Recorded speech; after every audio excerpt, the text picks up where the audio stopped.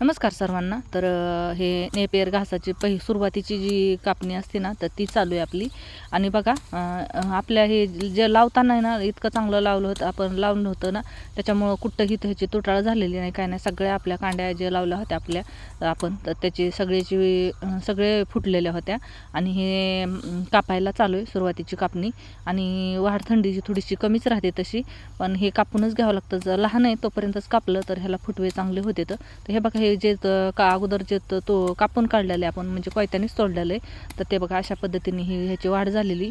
या 8 दिवसातच ह्याची अशी वाढ झालेली, चांगली वाढ होते. ह्याला सुरुवातीची आपण कापणी करून घेतली की व्यवस्थित अशी ह्याची वाढ होते.